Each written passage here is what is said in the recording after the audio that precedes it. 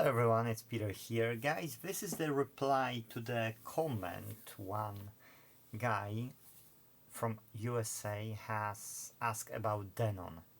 So I'll switch to the booking system, okay? And we can show the booking ID is 263 in July 2026, and it's quite a bit of text, so if you want to read it yourself slowly you can. The short story is that the gentleman, I'll switch to myself. If you wanna, you can just read it. I did not show in purpose the contact information underneath the visible area, yes, the text visible area. So the gentleman was trying and he can't supply proper capacitors. Well, to be true, from what I remember, that section in that Denon, it was the coupling capacitors, so all you have to do is remove them. Pretty much, yes, and that should remove the short. If that removes the short, there are two ways to go. One will be that it's not efficient power supply in that area and it won't boot up, but there will be no short, so it should try to do something. And second, you can put any other type of capacitor as long as you can connect it over there, and there is quite a thick row, quite a thick space, so you don't necessarily have to place those SMD capacitors 0603 or something. The reason why you've got those 0603 is because that's how it was designed, but does it mean that it won't work with any other type of capacitors? Of course it will, yes.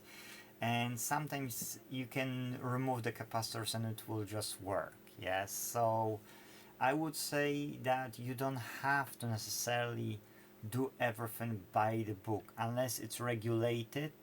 If it's regulated and you need to restore it back to the original, then yes, you are obliged, yes.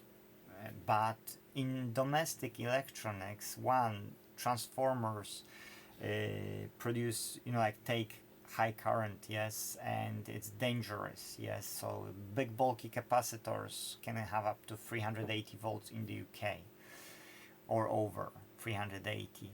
In US, you of course got half of it, yes. But what I'm trying to say is you don't have to, if you do electronics, you don't have to necessarily follow all the, if there is 0603, you don't have to have OCD and place capacitor 0603, you can put 0805, even 12, yes, 1206 or whatever they are called.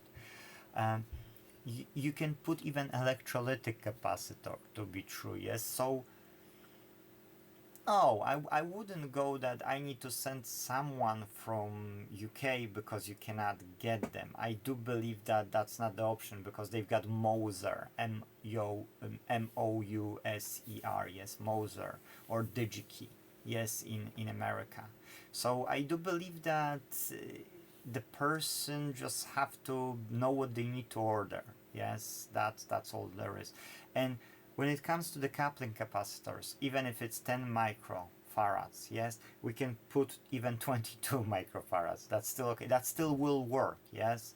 So I wouldn't say there is a value for me to send something if they've got local supplier, which is a genuine good supplier, because I order from them, yes, and it's coming from Texas, for instance, yes. So what is the difference? Me, in the UK, is sending someone to the America. By all means, if there would be value, I could help, yes, but I don't see the value, yes. Plus they can have it with next day delivery, whereas if I'll send it from here, that will take ages probably.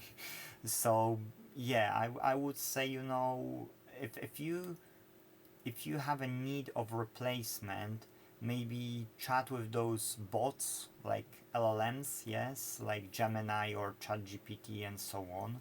Maybe they are able to tell you what for testing purposes you can swap, that it should show you that it is working, but you won't kill yourself or your family, and you don't make any harm. You won't make any harm, yes, because that's how I do it. I don't wait on the chip which will come from China, either good or bad, and then this chip will produce me two voltages, let's say 3.3 and 1.8 volt, and the enable or error signal.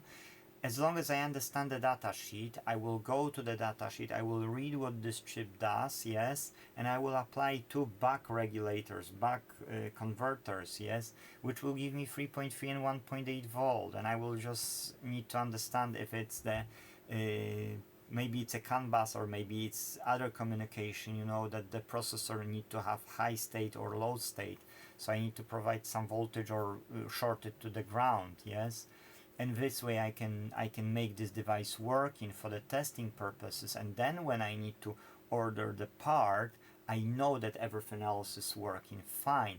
But what if this gentleman's Denon has favor issue, and it's not only the capacitors, or maybe that's not even the capacitors, maybe that's something else, and this gentleman assumed that you know, because I fixed one with this, maybe he got the same problem, and maybe because it's favor not working, maybe he's just have bad components, yes. So it's too advanced and too dangerous to talk about it just on the video, yes. So that's what I was trying to show here, guys. That's everything for today, pretty much. If you have any questions, do ask them down below, but thank you for watching, and see you in the next video.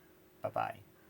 Oh, and the music, as always, what I've created, none for members, just general public, is in the description below.